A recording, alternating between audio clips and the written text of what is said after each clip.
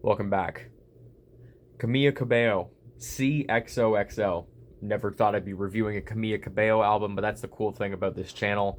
I try to explore and expand my horizons. So, if this was casual listener me, probably about a year or 2 years ago, I would not bat an eye at this record. But I feel like, along with everybody else, the feature list really caught my attention. Drake shows up twice. Playboy Carti showed up for the first time in feels like forever. BLP Kosher is also on this album, giving an interlude about how Camila Cabello's music made him cry for the first time, which interesting moment. And there's a couple other features in here as well. But I am not well familiar with Camila Cabello as an album artist. I am more familiar with Camila Cabello, as a lot of people are, with the songs like Senorita, Havana, and all these other songs that are majorly popular on the radio. But I did listen to this album once. And after that listen, I figured that, is this the Camila Cabello that is all over across her albums, or am I missing something here? And I thought I was. So I went ahead and listened to a few songs off of Familia. And Familia and this album, obviously, are very vastly different. Camila Cabello is a pretty great vocalist when she uses her vocals correctly. In particular, off Familia, Psycho Freak of Willow is a pretty great song, and I'm probably going to go back to that song a good amount now that I've discovered it. But I think the problem with this album, and I'm all for artists experimenting, all for artists trying new ideas, trying new different sounds. And the sound that Camila Cabello is going for is the sound that's kind of going to be going forward into pop, something that is a little bit more kind of frantic, a little bit more hyper, kind of that hyper pop kind of sound. I wrote in my review on Album of the Year of this album, it kind of reminds me of Charlie XCX's Brat that just came out. It's just the execution is far, far worse. And I think the biggest problem with this record for me is the way that the vocals are processed. It is so unbelievably just totally synthetic. It feels very inorganic, and it feels very just kind of not robotic, but it feels like just a little bit glitchy and all over the place. Now, Camila Cabello, I have noticed on this album, has a little bit of a higher kind of register in her sound, in her voice. And when you take the higher registers of her voice and throw it into a major, major amount of vocal processing, you get songs like Boat, that in the chorus, it goes so high that I feel like the processing doesn't even doesn't even get through the word that she's saying, when she gets so high in the register that the vocal processing makes the sound just kind of just buzz out, and you don't even understand what's going on.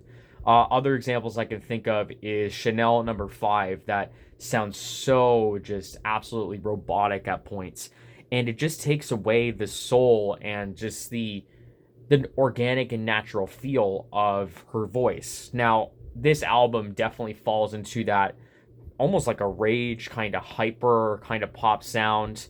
It definitely falls into that, so it's definitely understandable why the vocals sound like this.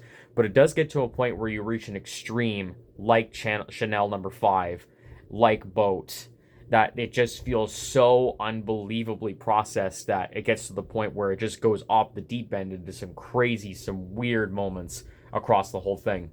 The features across this thing do their job, per se. Drake kind of falls back more into that more life kind of views kind of sounds on, I believe, Uptown, something like that. It's one of those tracks there. But Drake does offer a pretty decent performance, and I feel like him and his melodic bag is something that I have missed quite a bit, and he does really well with it. I don't really know if the chemistry of Camila Cabello and Drake is fully all there, but nonetheless, I think Drake provides a good performance. Lil Nas X is a little bit more kind of expressive in his delivery, and I think it's another issue where it just doesn't gel together all that well. That's just my opinion. And there's Playboy Carti on I Love It. Now, Playboy Carti sounds pretty decent on this beat. He's probably the best part of this song.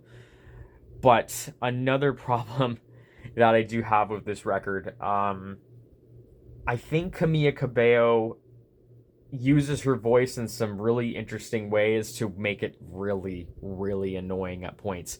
And I Love It is an absolutely perfect example. The chorus is so repetitive, so fast, so high in the register that it just gets ear grating. I didn't mind the single when it first came out, but the more and more and more I listen to it, this chorus is just not it. It is so just loud. It is so high in the register that it just gets really tedious to get through. So that's another big thing, that sometimes the vocal performances can be quite ear grating and quite annoying to listen to. One positive I will say about this record, though, is that I do really like the instrumentals across this thing. I do find them very interesting. They're very high tempo. They're very good in their energy.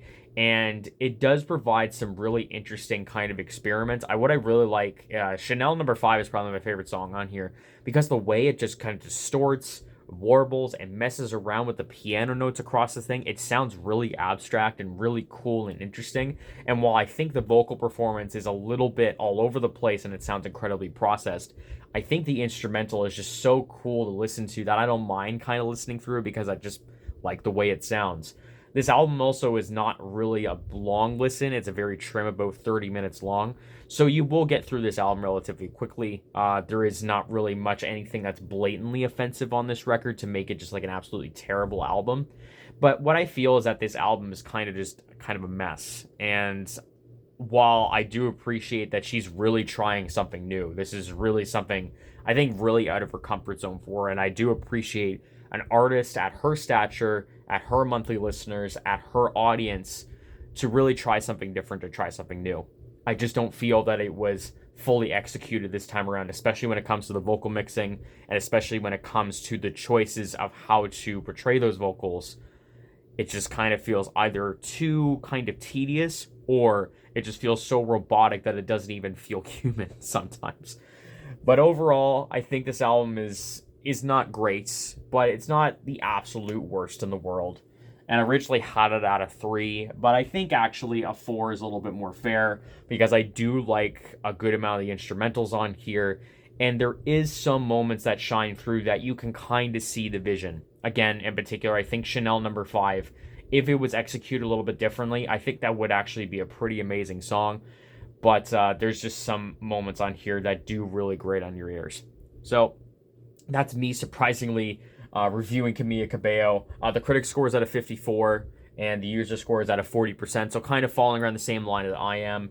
I'm more than open for her to try this again. If she wants to refine it a little bit more, if she really wants to center in on something, I feel like you could expand on this to make it a little bit more substantive, a little bit more interesting, and a little bit more kind of a fun but also natural experience.